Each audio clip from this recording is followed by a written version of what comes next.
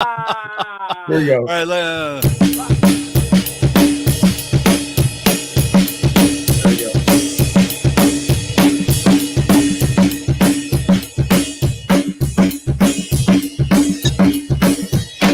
there you go, 11-8. All right. You asked for 11-8, I gave you 11. Well done. Well done. Barb, well done. Beautiful. Hey, everyone. Welcome to Drummers Education Connection Deck episode 159. They said it wouldn't last, but here we are, still stronger than ever. And we've got the coolest guy, a drum legend, joining us today, Gordy Knudtsen from the Steve Miller Band. Can you believe that? Awesome. Oh my gosh, we have so many fun questions for you, Gordy. We're so excited to talk to you. But we always start each show off with a quick good thing that's happened to us in our lives. It could be personal, it could be musical. So I'm going to send it to Chip Ritter. Chip, tell us a good thing. My good thing was Deck Day 4/20/2024 out in California this past weekend with my buds, doing Deck Day and hanging out with my good friend Al Durazo and some other people, wonderful people I met at the Bandworks studio. It was just a great day full of clinics and fun, and that was my good thing. That's a very, very good thing. How about you, Bart? You know what? I'm going to echo what Chip said. We had, Drummers Education Connection. This was our second deck day. The four of us got to hang out. Chip and I sat in with Jeremy's band Friday night at this incredible place called the Fourth Bore, and they had fantastic fire, like the fire pizza, the oven baked pizzas. Oh my God, the food was amazing. The band was fantastic, and it just great time, man. And the clinics went great. Everybody played well, very educational. It was a great time. Very good time. So deck day, I'm echoing what Chip said. There you go. How about you, Jeremy? Really fun weekend with you guys. Had so much fun. Thanks so much for coming and supporting, coming out to my shows, and we had such a good time together. I can't wait till the next one. For me, my good thing is my kid got into Northwestern University for jazz piano and engineering, and super excited and looking like that's probably where he's going to end up going. So we're having to make that decision this week. And then I had a new album just come back from the mastering engineer, piano trio with Erica Oba, terrific piano player. Super excited about that. I love it. Well, my good thing, of course, was Deck Day up in San Francisco, and the fact that we've done all of these episodes, but in person we got along just as well as online. So that was a really big thing. And then one of the great things about being a musician to me is you get to catch up with old friends when you go to those cities. So I got to see some of my dear friends, and we went out to concerts together to see Jeremy play, and we got to all go out for some fun meals, and I got a great tour of Berkeley University, and that's just one of the great things about being a musician. How about you, Gordy? Do you have anything personal or professional that's real quick, a good thing that you'd like to tell us? Well, I don't know if it's a good thing. I mean, my life right now, I'm not playing too much music right now. Mm-hmm. So the good thing to happen to me, a couple of weeks ago, I got my a bunch of dead trees cleared out of my backyard. It's going to be serious problems. A couple of them were in between the houses, big ones. Up here we have there's an emerald ash borer that goes in and it kills these ash trees. So I had a big one in front of the house. I had two big ones in between the houses, which I was like, oh my God, can we get these down without hitting the house? And some in the back. So, and that all got done. The weather has been unseasonably warm and a lot less snow. So that part was. Gordy, where you located? I'm in Minnesota, Minneapolis, Minnesota. Actually, western suburb in Minnetonka. Is that where you grew up?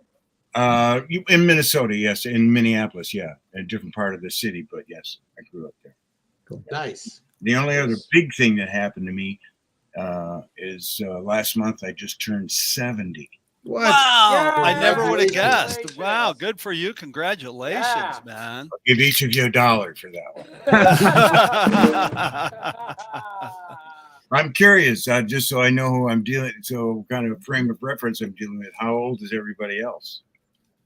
I'm 53. 53. Rick? I just turned 60 this month, Gordy. So I'm chasing you. Bart? I'm 13 from the neck up. I'm 57. I'm 57. All right. From the neck down, where's the money? Yeah, exactly. Hey, I went to the gym this morning and I was able to bench press at least 5 pounds, so I'm happy. Wow. All right.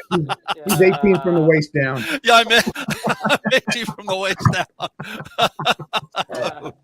Jeremy, how old are you? I'm 53. All right. Okay. Cool. Awesome. I like to think drumming keeps us younger. Oh, yeah, it definitely does. Yeah, So definitely. good for the mind and the body. Yeah. I think playing music in general is really a powerful thing for the individual playing it and as well to the listener, man. It's a very powerful thing.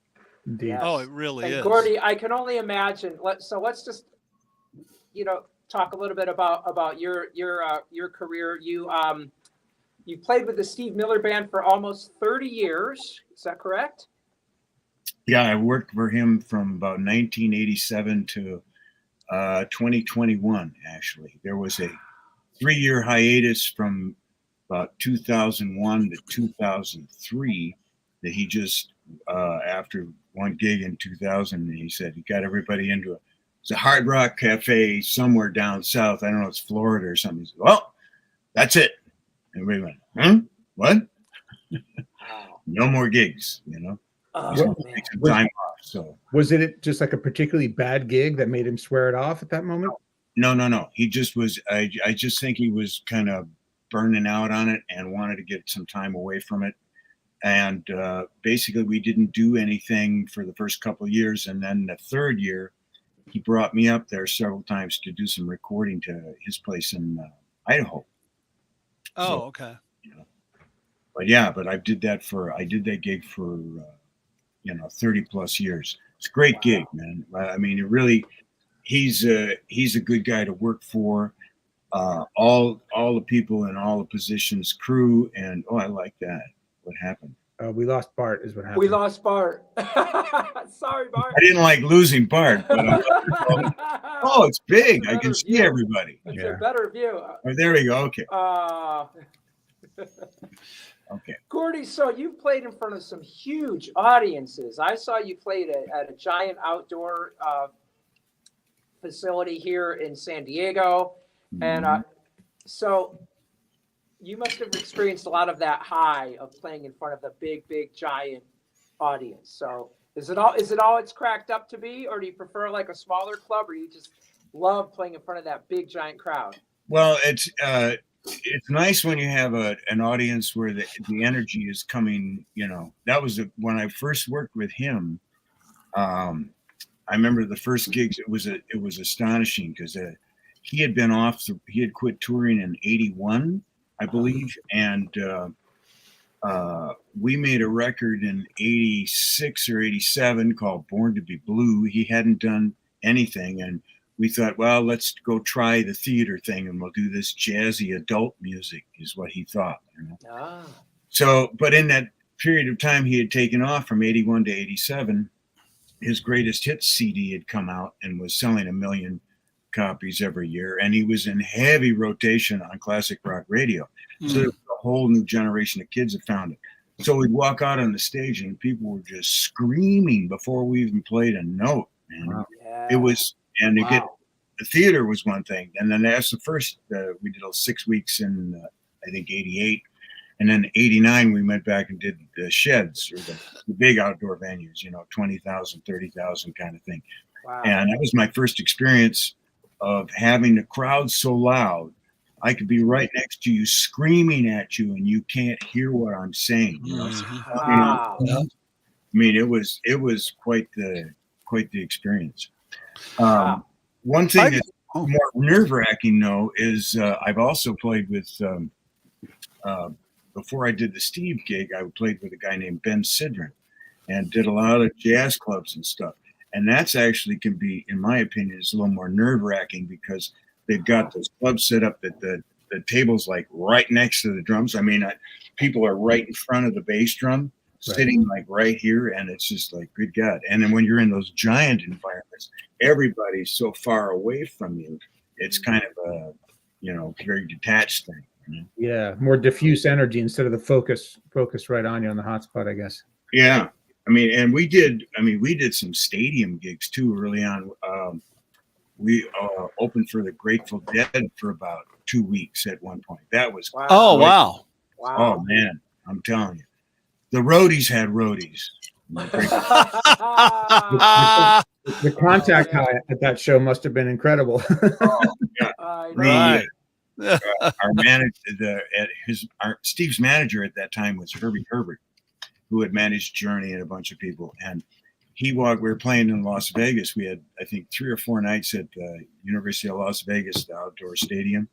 And he walked from backstage to the front of the house, and he got squirted with the LSD in the bottle. So he was tripping by the time he got out. No way, really? My goodness. Wow. It just squirted on his skin? Yeah.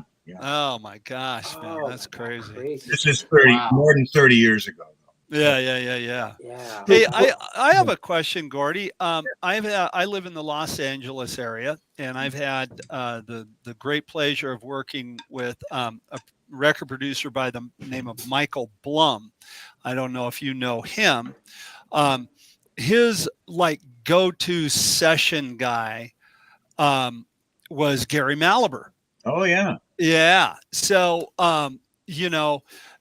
I heard a lot of the Steve Miller stories and all the, he played on a lot of those early hits. Am I correct about that? Like Take the Money and Run and Yeah, stuff.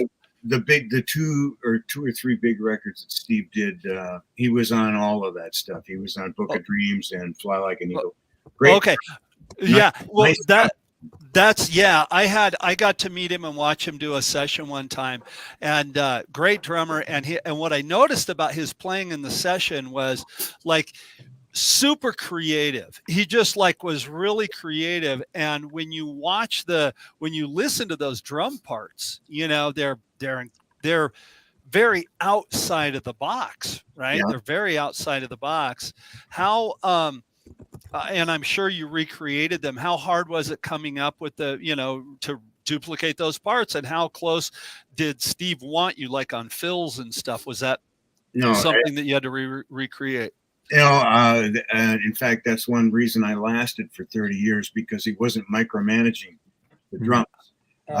As long as the flavor was right, and if it felt right and everything was okay, then it was okay.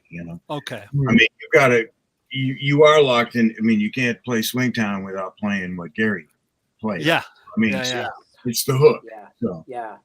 So there's certain things that you kind of had to do. I had to have a China cymbal for the Rock and Me intro, or interlude or whatever. But it kind of was my interpretation of it. And that's cool. If Steve wasn't digging something, then he'd say, "Yeah, don't do something different there. Or try, that's not working," or that kind of. Okay. It wasn't micromanaged at all. That's great. That's great. That's got to be very freeing to not be like, this guy. One of the gigs that let's just say the least desirable gig in the band would be playing rhythm guitar. Right. That we're micromanaging a lot. I can imagine. Yeah. Hey, Gordy. It's pretty cool. Hey, Gordy, I got a question. I don't mean to change the subject, but I'm kind of interested in it. What got you started playing the drums when you were younger, and when did you start? How did that come about? Well, actually, it's funny because neither of my parents were particularly musically gifted. My father particularly not. He couldn't sing Happy Birthday in the same key for a measure. He's tone deaf. My mother had a modicum of talent. She had a little, she could pluck out a few things on the keyboard, but she told me that when I was really young, they had a few records, she had I think they had Rock Around the Clock, 16 Tons, Dry Bones. I mean, none of this makes any sense to you, I'm sure, but but it was music that kind of had a beat to it. And she said that I would jump up and down in perfect time. Nice. When stuff happened. So she decided that I should get some piano lessons. So I took piano lessons in second grade, and I did good. You know, I wasn't particularly happy with the stuff I was playing. I made up my own tunes that were kind of bluesy kind of stuff. And I did that till I was about 13, was very good at, they had this state contest, and you go and you get measured or tested. And every time I'd come out of the test, the tester would pull my mother over and say, "Hey, listen, his ears are really good." Da, da, da, da. So I got that. I started playing clarinet in grade school because I saw my friend got out of class for half an hour every Friday, and it was clarinet lesson. So I said, I want to do that. I want to do that. So I started playing clarinet. And between where I was, sixth grade was the end of grade school, and then we had middle school, or what they call junior high school, seventh grade. So the summer between sixth and seventh, my mother hooked me up with clarinet lessons from the guy with the Minnesota Orchestra. And so I knew how to get a tone, you know, and I understood kind of basic music stuff from the piano stuff. Didn't enjoy that, but I was first chair in band in school. Oh, that's cool.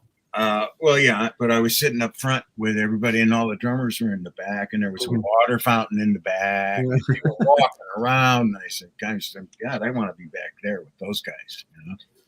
So They were cool. Yeah. So I started trying to teach myself drums like in 9th grade or 10th grade. I saved up enough money, bought myself a kit. I was playing. I'm a right-handed guy.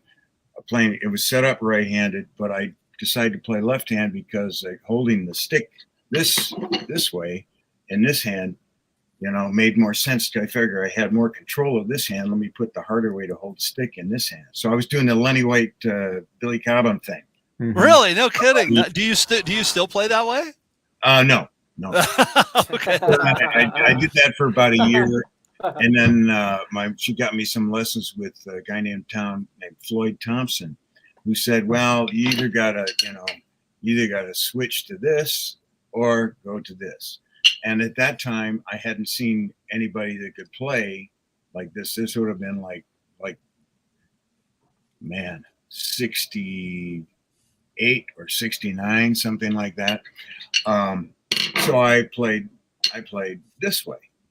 And I played this way for about 3 years and was actually working and was out, got my union card and was playing union gigs when I was 19 years old. I grew a goatee so I could go, and everybody thought, because I was working with all these old guys, we played VFW club, I could go up, I was 18, I could go buy beers. They wouldn't card me. Oh, wow. That's the good news and the bad news. But I started drums. That's how I started drums. So and then I was playing some bizarre home builders show in Lincoln, Nebraska, where the band was contracted out of here. And I was playing behind circus acts, I had a great double stroke roll. Marvin Dahlgren, after I'd done a couple of years with Floyd, I started studying with Marvin Dahlgren. And he told me I had a great double stroke, because I had a great double stroke roll, not a single stroke roll, but a good double stroke. I got into this circus type gig, and I saw two people, Eric Gravatt and Billy Cobham, play with match grip, and I just went, "Oh my goodness!" You know, there was so much ergonomic thing. Yeah. I'm going to switch. So I switched, and I didn't have the double stroke roll, and I went to on this gig, and I'm playing the tricks, you know, catching the tricks, crash, crash, you know, all the bands, getting, you know, crazy stuff if you've never done anything like that, you know. And I felt a little ping in my wrist, and I have a tendon that's floating above this wrist bone in a place where it shouldn't be in it. It was like sore the first day, really sore the next day, really sore the next day. Noticed it didn't hurt when I played match grip. Got back after that gig, got a shot, went to a doctor, got a shot of cortisone. I think I was still living at home. I was 19. And the doc said, "Well, if you got it once, you're going to get it again." And I said, in my mind, I was going to want to bet. So I just switched to playing match grip, and I made it, no tension. I was just like throwing my hands just at the end, and I managed to avoid triggering it again. But I was scared for many years of like to really start to practice stuff with the fingers and all that, because I didn't want to tweak it. Right on. My father had it all planned out that I was going to go to college and I was going to go do this and do this. And, he didn't plan on a kid that was being a working musician at 19, and I'm doing jingle dates already. I'm in the top clique of players in town. Good. Paid session work. So, and then I didn't really get into the technique thing until I got involved with the school, like about in 88, 89. And then I thought, I better start looking at some of the stuff. But so I've had a very convoluted road to doing it. Gordy, I've watched a handful of your YouTube videos on technique and stroke mechanics, and they're absolutely fantastic. I was gobbling them up and sitting here working on my mechanics. Could you? And I know you're an expert at the open close, or what many people call the push pull technique. I wonder if you might give us like a quick kind of, if you have a pad there. I don't know. Yeah, absolutely. Well, first of all, I want to say, there's this thing is called a bunch of things. It's I've heard drop catch, drop squeeze, push pull, open close. I decided I liked the open close name because it kind of described what the hand was doing. And a lot of people look at this as some kind of like it's a set aside special technique, and it really isn't.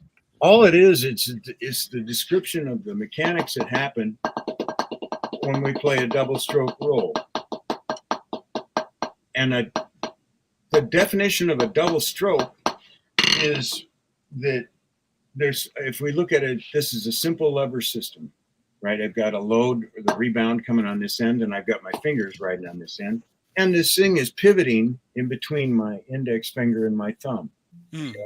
Yeah. So if it goes down, if you see if you've got a double stroke, like remember, again, I don't know if I've seen any of this. When I was young, you go to see someone demonstrate a double stroke roll, and they'd go like this. Okay, you go 2 hits with each hand, and you keep going faster and faster until you turn the 2 hits into 1, and then you can go really fast. Right. But they didn't explain what happened when you turn that 2 into 1. And that's all open close is. It's an acknowledgement that the double stroke is this part going down and up, the fulcrum. Or if a triple stroke, it's like you get 2 notes or 3 notes or 4 notes even. A down upward, a double stroke. So if you're doing a double stroke roll, you're already doing open and close. If you can do a double.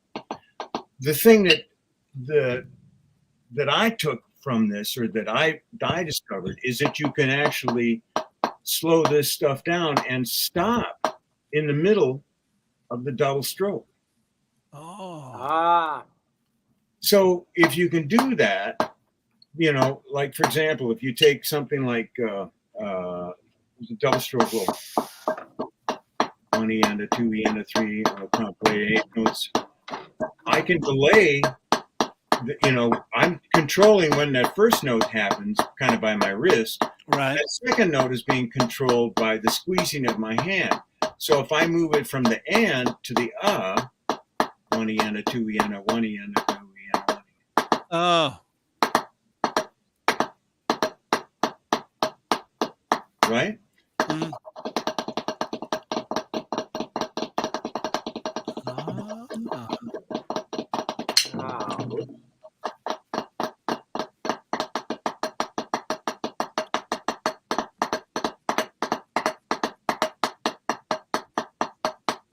See it?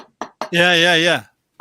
So then I started asking myself, well, that's kind of cool. So, well, if we can control that, what if you did only in one hand? That's just delaying the right hand. Or just delay the left hand. Oh, yeah. Okay. So, and then, you know, Real quick question: is your fulcrum point? I'm gonna change cameras here just a sec. Is your fulcrum point? Um, is your fulcrum point here or here? no, Are you hold? it's here. Here's a confusing thing that I think, you know, that a lot of people get wrong. There's a lot of vernacular that gets passed on just because it's Right. been a tradition, right? Exactly. And we don't always examine what's going on. So a lot of people now are talking about, well, I'll make the middle finger fulcrum. Right. And yes, we use the middle finger, yes, but it's not the fulcrum. The fulcrum is the pivot point of a lever system. Yes. So as in my teeter-totter analogy on my videos, you know, if you've got a load on either end of this little teeter-totter.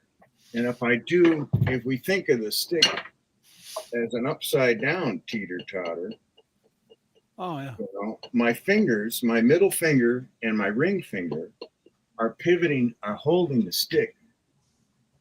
So it pivots. It's pivoting between that. So the middle finger is the load, or the weight that is teeter-tottering with the rebound of the stick. okay. And so yeah, there's a middle, but it's definitely hinging between these two. Now you can make this, like if you see an orchestral guy or more of a jazz guy might be playing with the fulcrum up closer to his knuckle, you know.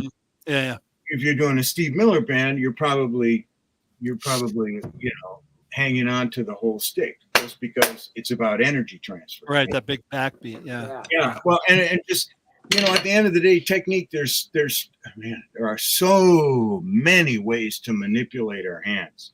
Right. As we see every time we get a student comes in that you go, wow, I've never seen that before. Right. You guys, I'm really sorry to interrupt. I've got an emergency I've got to deal with. It's just a break in at my studio, but I got to go deal. Go. Enjoy the rest of the show. Okay, Jeremy, good luck with that. So Jeremy, just get out of here. We'll end the show. I can probably end it on my end. Okay. Let me see if I just leave the studio if you guys are still a lot intact here. I'm going to try that. Okay. If he leaves the studio, we should be. Yeah, we're on and we're still live. So when we get out of the studio, so everybody that's watching, let's wish Jeremy well and send him our well wishes. So when we get out, I won't be able to end the show, guys. There's a little interruption here. What we'll do is we'll just down in the bottom, we'll see the leave studio. We'll sign off and we'll all just kind of get out of there. So way we'll just end it that way. So anyway, so let's wish Jeremy the best. So back to the fulcrum point that you're talking about there. Jeremy always says there's no absolutes, and I really I like that thinking, because what you just said, Gordy, you have a student come in, and I think as an educator, when you look at a student, you kind of have to go, well, God, I never thought of that before. That's kind of cool, because you learn from the student as well, right? Amen. I mean, would you agree with that? Yeah, absolutely. Yeah. I mean, that makes you a better teacher. So now I know you have videos and stuff. Have you written a book on this subject? I know you've taught at the collegiate level with it. Is that correct? Yeah. I ran it. That's what I thought. Talk about that. So tying it back into my father, who had, both my parents were highly educated. My father had a PhD. His father had a 5th grade education. His mother had a 3rd grade education. He put himself through school and got a PhD in economics. Wow. So, yeah, he's definitely a highly motivated kind of guy. So, and I wasn't interested in going to college for the simple reason that one of the guys that I was working with doing jingles getting paid for doing TV and radio jingles, I found out had failed. He was my age. He was another very talented young guy. He had failed music theory at the University of Minnesota. And, oh, really? Yeah. And I just went, wait a minute, something's wrong here. if this guy failed music theory, so I just kind of like set the school thing aside. Fast forward many years, I just started working with Steve Miller, and I connected with two guys who had started a Votech school for guitar, and they wanted to add drums and keyboard, you know, and I got involved, and that started as Votech. A few years later, it became a junior college, and then 10 years after that, we were actually a 4-year. You could get a bachelor degree, and at one point they were offering master's degree. So here I am with the high school diploma, handing out, you know, bachelor's degrees. I mean, it was the ultimate irony for my father was I built a college level drum department. Had a great faculty too. The thing would not have succeeded without the incredible teachers that I had. They were all, and it was a real good team of guys. So, is this still going on? No, unfortunately, the two guys that started it, you know, it's like, hey, let's start a school. Well, you know, when you get into anything like that, particularly like something like that, there's a lot of business stuff and regulations involved. And it turns out they didn't start they started it as a for-profit thing, which is cool for, you know, this lower level thing, but you start bumping up to get up to that higher level. And now it's not advantageous to be for profit.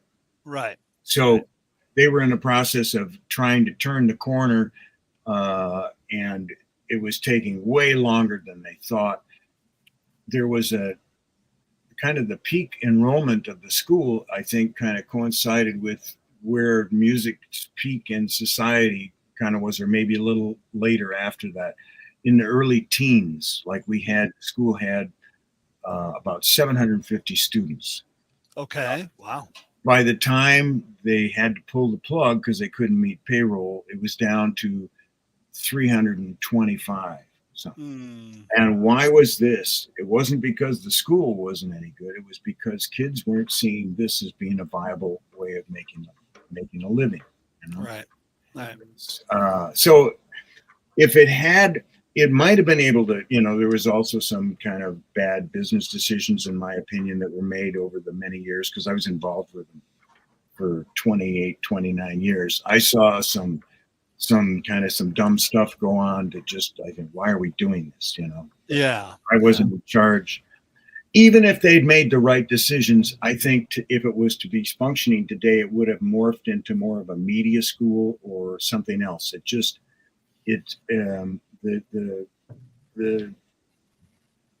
know. It's just the thing. Things have changed. The world is not the same as it was 20 years ago. Oh yeah. By all means, yeah. Now let's circle back around to the Steve Miller thing. Yeah. How did the Steve Miller gig come to be? You know, because Steve Miller, but you know, it seems like you got in the band pretty much at the, you know, when he came back and his career, the records were still selling and everything like that. How did that gig come to be? Because I was working with Ben Sidran. Ben Sidran used to be along with Boss Skaggs, used to be in the Steve Miller band. Oh, yeah, that's right. He and Ben had known each other for a long time. So I was touring with Ben from about 82 to about 86, 87. So in 86, I think Ben, we did a show in St. Paul. Ben wanted to shoot a video of doing his material, and he brought in Steve to be a guest and Phil Woods to be a guest with it. So they joined us for a few tunes, and Steve had fun kind of doing that. We did kind of like a jazzy version of Space Cowboy. Cool. And then the next year, we were out playing Jazz Alley in 87, where in Seattle, we had 2 weeks there. We played 3 sets a night. Steve lived in Seattle, and he was the first week we were there. He was there every night watching the whole night go down. Turns out he was leasing a recording studio, one of the rooms at K Smith, which was about 6 blocks away from the club. So they decided Ben and he had talked, and he decided he's going to do a jazz record for his last record for Capitol to fulfill the contract. So during the day, the second week, we were at his studio cutting tracks for a record that would become Born to Be Blue. Yes. Yes. Okay. So Yeah. we got the bulk of the tracks done there. We ended up coming back to do some more stuff, and I actually got to play at the Capitol Records A studio in Los Angeles, which was a trip. I bet, man. Yeah, A lot of ghosts in that room. Oh man, yeah. Well, I went to the bathroom. There was Bruce Willis as I was going to the bathroom. He was good. They were doing moonlighting at that point in time. He was, before he became a big movie star. Yeah. So the Steve Miller gig, Gordy, really covers a lot of styles. I would imagine that had to be one of the best parts of playing with him. Yes, absolutely. You do some shuffle. First, I've always liked blues. I always have an affinity for anything that's bluesy flavored. It always pushed my button. And he that's kind of the same in his wheelhouse too. So but yeah, it was nice. There was a lot of different feels, and it was funny touring with him. We had various times where people were opening for us, or we were playing in front of other people, and we did some Bryan Adams shows up in Canada at one point, and we'd see like the first 4, 5, 6 tunes before we'd leave. Yeah, and I was going like, wow. I mean, some of the acts are really, extremely rigid and regimented, and the one thing that you got to give Steve credit for is there's only a few tunes in the book that kind of end up being that way. Things can change, and thank God they do, because it keeps you in the moment. If you had to do something verbatim every night that you played for 30 some years, I mean, there's like a mental meltdown. So, it's hard. So he just spontaneously would change stuff up. It would freak out people that were used to dealing with, the regimented thing. Right. Yeah. We had lighting. If you ever seen it at a show, the lighting director is backed usually by the front of house sound. They've got a set of cans and a mic, and he's calling the spot ops, number one, go da da da da da. Well, they have to have their show worked out for the thing. Well, every time Steve would change stuff, you could see the guy just get freaked out. I saw one night, he just in the middle of it, he just threw the headset off. How am I supposed to do this? Oh man! You have to be, you gotta go with the flow, and that never bothered me, because in the jazz world, stuff happens all the time, and you just adapt. Yes. Hey, Gordy, what were go ahead, Chip. I'm sorry, Rick. No, you go ahead, Chip. I was just going to ask, what were some of your favorite tunes to play while you were touring? Oh man, I liked them all. All of his stuff was good. I loved listening to him sing. Yeah, I bet. Yeah. And he's like a kid, man. I mean, he's still got so much of his range, and a lot of these guys get old and they start losing stuff. But man, and this dude could sing high, man. I mean, we do like Tore Down, and he'd break and and Joseph, the keyboard player, is also an excellent singer. I just look at him and go, wow, Wow. So Gordy, how did you protect your ears for all of those gigs? Because this could lead us to ultraphones. Yes, absolutely. Oh, nice headphones. That was actually going to be my next question, Rick. Yeah. Awesome. Yes. Well, with him, he was one of the first bands to go to in-ear monitors. Yeah. Marty Garcia and Stephen Ambrose had been working together, and Ambrose had some FM thing, and he had done Stevie Wonder, so he came up. We all got fitted to in-ears. We were one of the first bands to do that. We ended up using his system only for a couple of years, and then we switched to Marty Garcia's.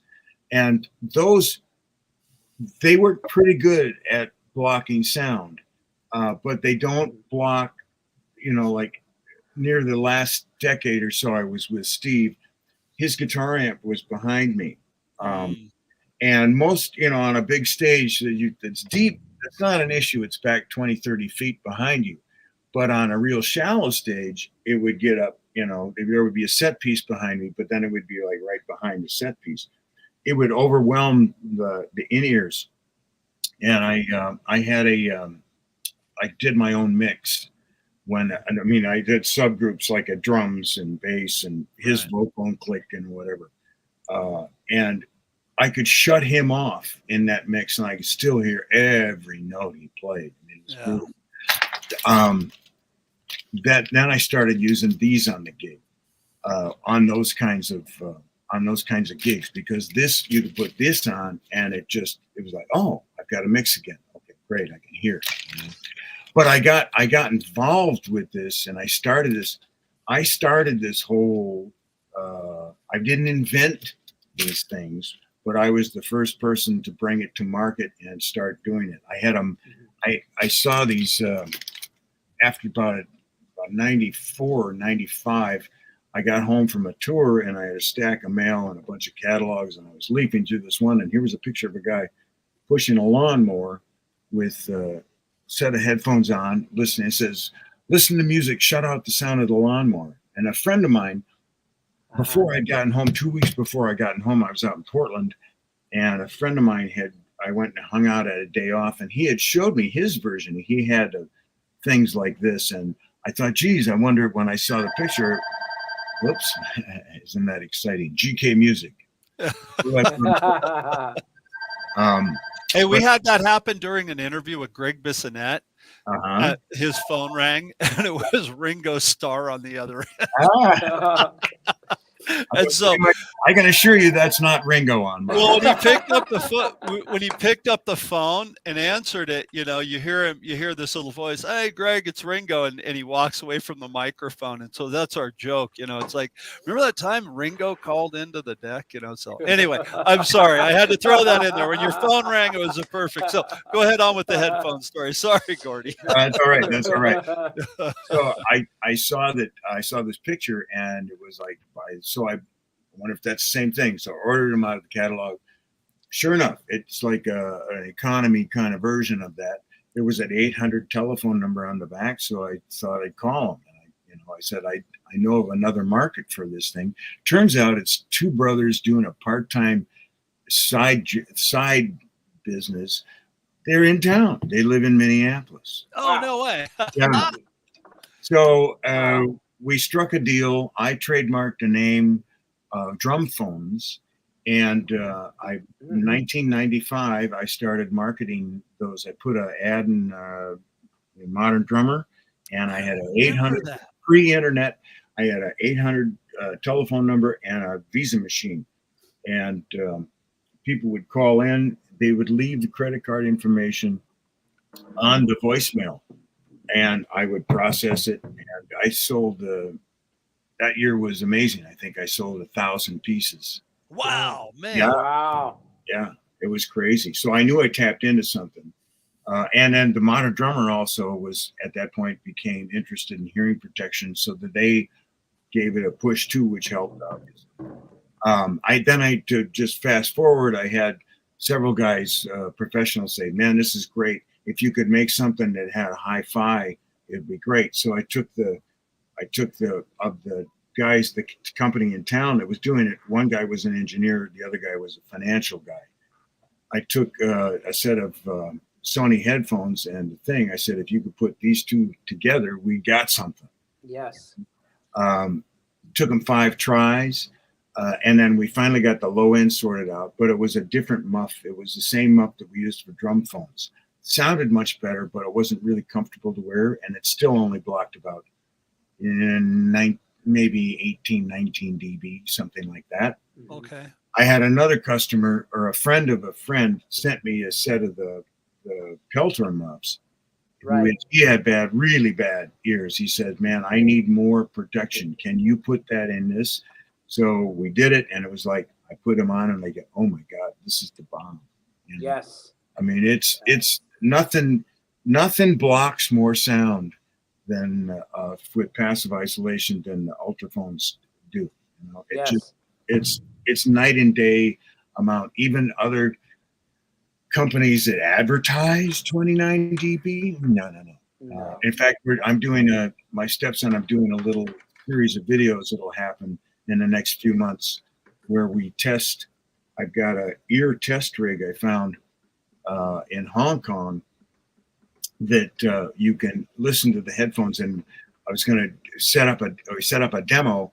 So it was 2 speakers right next to the ears, so you can see literally how much sound each pair blocks. You know.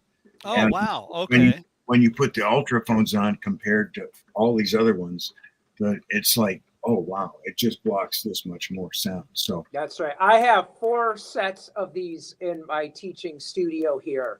And I do a lot of playing along with my students where we're playing along to tracks. And we're always, these things just save your ears and you can hear the music. So the yes, Pelton, that headphone, that by itself is something, like you're going to see people doing gardening, probably directing planes. These things will just totally save your ears.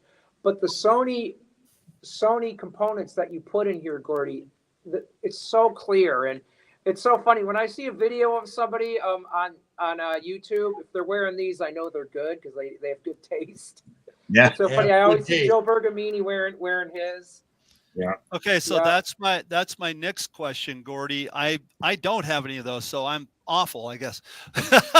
How do I go about getting a pair? How does one go about getting a pair of ultraphones? How do you do that? You have to get them from my website, which is gk like a hyphen music.com. So gk-music.com. I put a link in the chat for that. For anybody watching, go ahead and follow that link and get some of your ultraphones. If I send an email to that, will you see it? Yeah, if you put it towards send my first name, go Gordy, GORDY at gk-music.com. Okay. I'll send you an email once we get off the show. Just say hi, thank you, and exchange information if you'd like.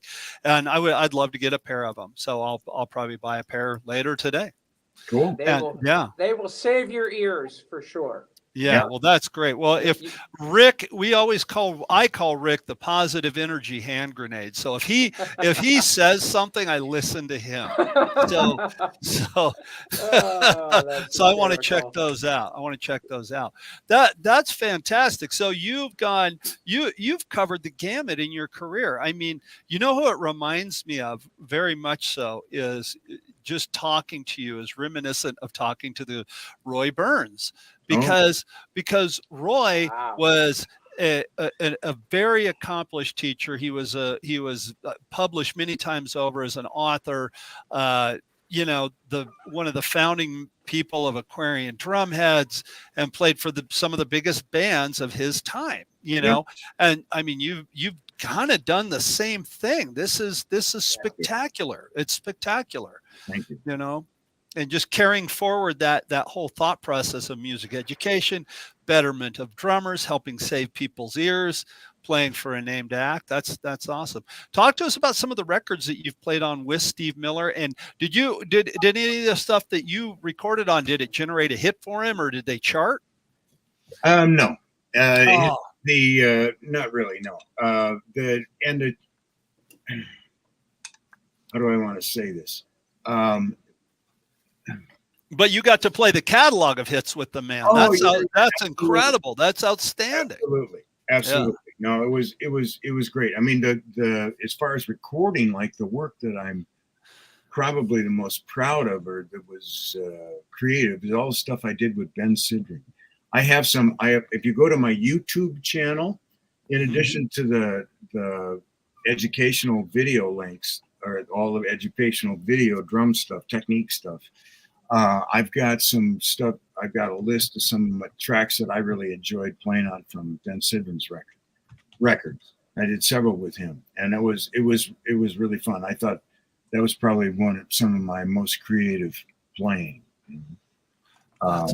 with Steve, it was like, I think probably the biggest moments were just every once in a while, like he's a good guitar player, but every once in a while he would just have a night where it was just, wow, really creative kind of stuff, that it was atypical of what he would play. But so of the band, that's kind of it's just the hang and the vibe. Yeah.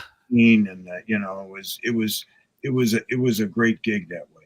But I don't have, there's several records I'm on. The Born to Be Blue one, that's kind of the Sidran Miller hybrid one.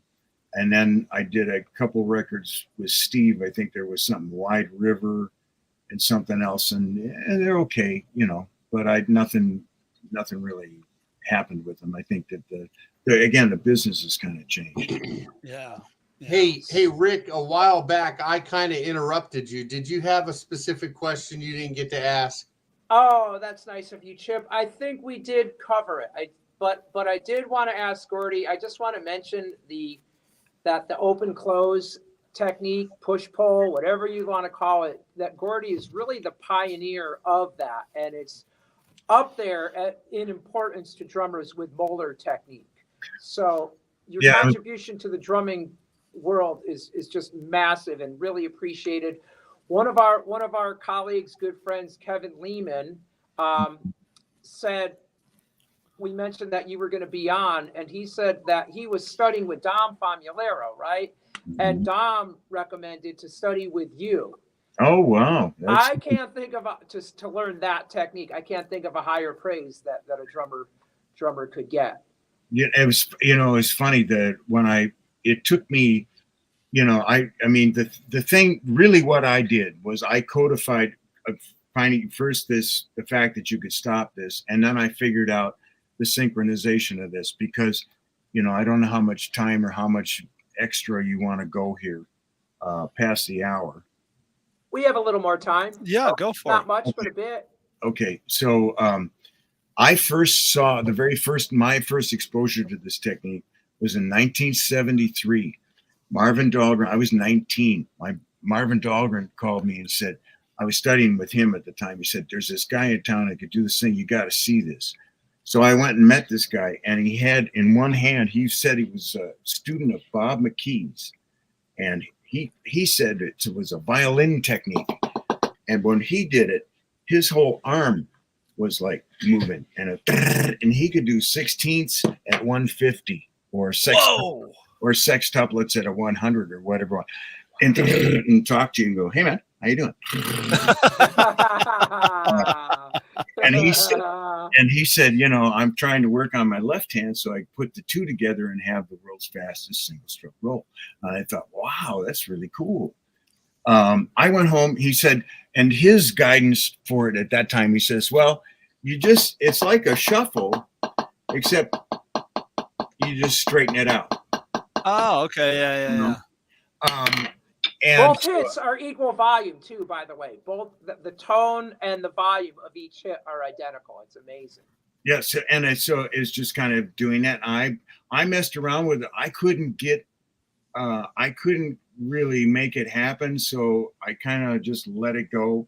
And then when I got involved with the school again, I thought, I should really look at this. So then I started messing around with it, and I had also Eric Gravatt, a drummer from Weather Report, second drummer. Weather Report. Yeah, that's Roy Tyner. He's one of the greatest jazz drummers in the world. I mean, awesome. Saw him so many nights, just phenomenal. I had a rock band. He came to town to play with this one jazz band. When the gig disappeared, I was in a rock band, and I thought, geez, why don't you want to come play congas in our rock band? I can at least get you some cash, So he said, sure. And he would, at rehearsals, he would be sitting around. I would do this where, get it up high enough. He would. Oh yeah, I've seen that. Yeah. Yeah. Okay. Steel toe.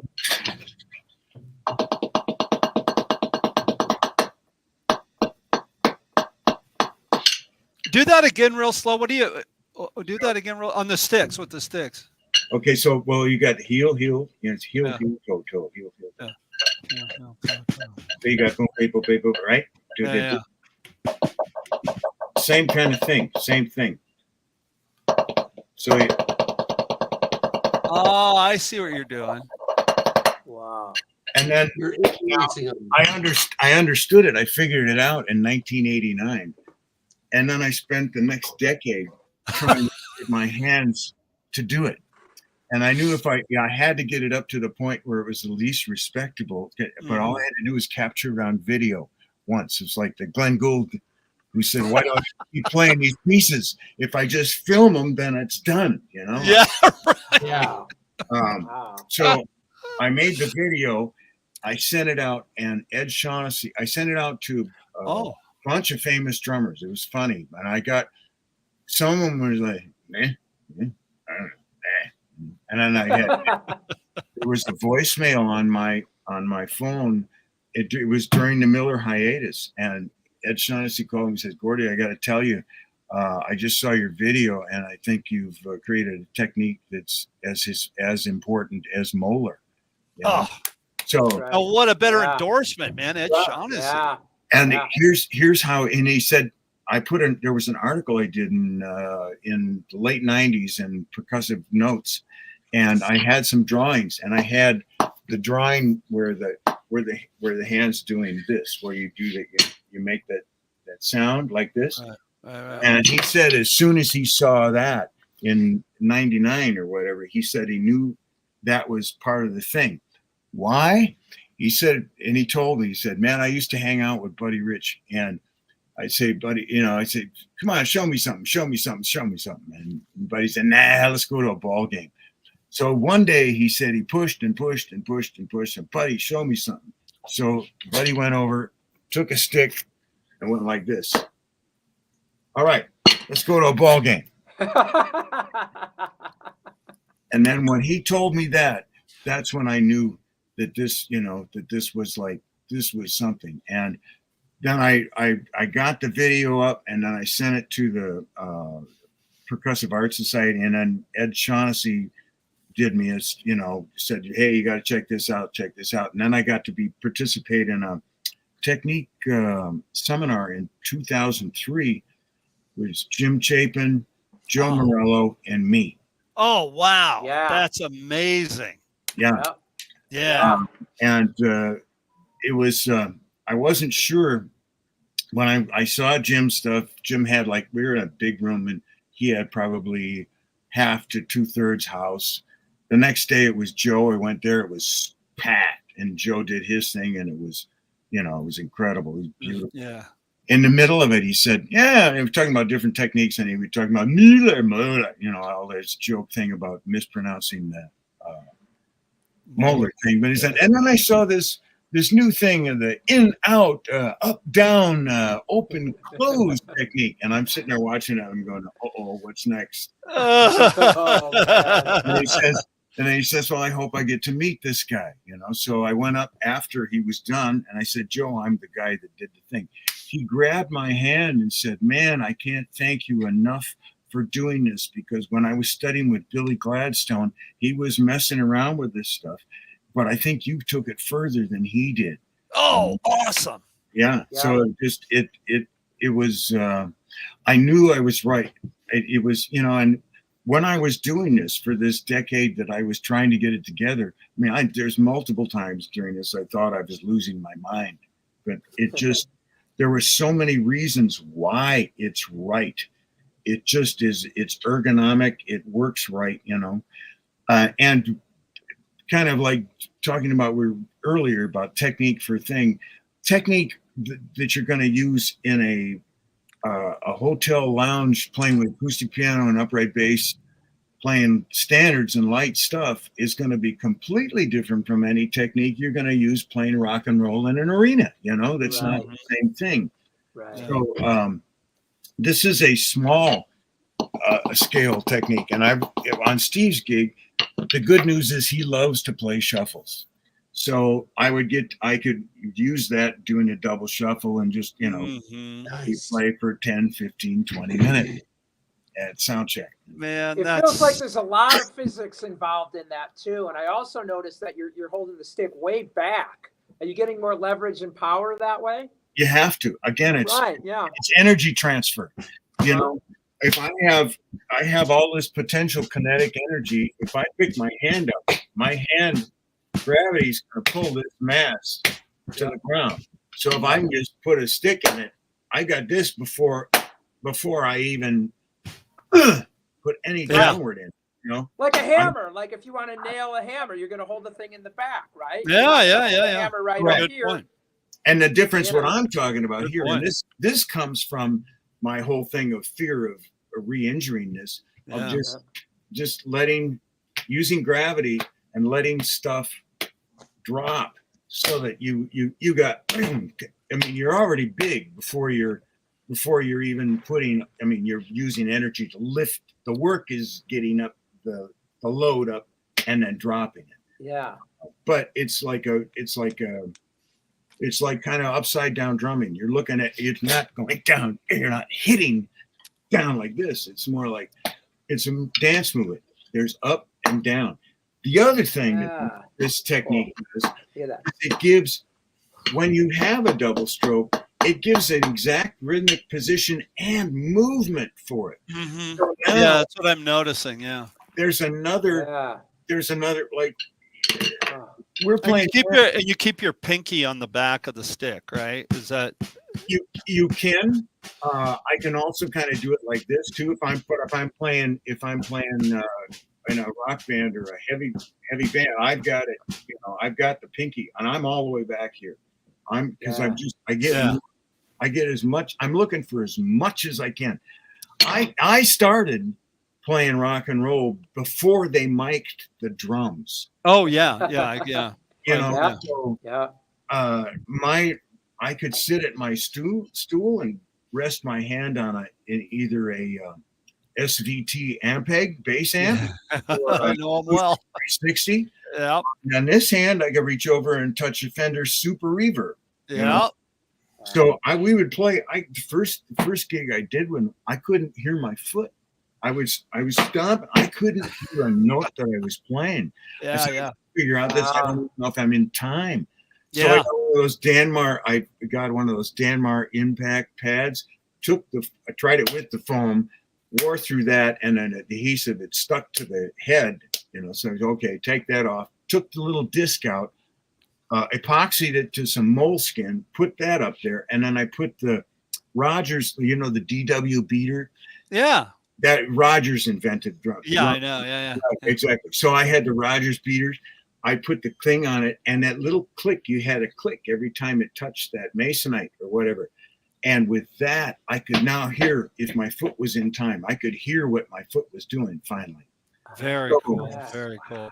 But that's Gordy, very this cool, is this is all incredible stuff, and we thank you so much for coming on the show. We do have to wrap it up. Yeah. I do want to say you're welcome back anytime. This is such a fascinating thing, and I want to close the show with this. You said something that I think is very, very important to circle back around to, and you said the decade that you worked on this technique to develop it. So any young drummers out there, look, none of this, you're going to have to work for everything. And that's one of the things we talk about on the deck here. It's really every note that you play, you're going to have to work for it. Any success you're going to have to work for it. So enjoy the journey that you're on and being part of the drumming community. Really enjoy that. Yes. So, and if you're interested, I have books. And speaking of which, I forwarded to Rick. They're all in PDF form, and so you guys all have access to these. Excellent. These are the two open close books, single stroke rolls. That's the first book that came out, and then I found that you could use the same thing to approach rudiments with it, and that it was like for me it was Very like cool. end run around. That would be a whole show's worth of stuff too. So yeah, a couple other I did. This is Rhythm Library System. This is kind of like my redo of Alan Dawson. I is usually credited with this. There was a West Coast version of it too. I simplified it and made it expanded certain parts of it. And then if you like syncopation, you got to try this one, Circular Rhythms. I've heard of that book. I've heard of that. Yes, this is basically 3/5 and 7 note motifs written in 4/4 time. So Oh, okay. Nice. you have a Oh, yeah. I see. pattern, but there's a marking, a phrase marking every 4 bars. So if you're, as you're playing it, you're still in musical context. So you can hear there are ironically 7 permutations of the 4-bar thing. So if you Nice. can play syncopation and you think you got your independence together, try this one. This Try one, that one out. I have All all right. those books. I have them all. Come They're on. amazing. That's awesome. Well, Gordy, thank you so much for coming on.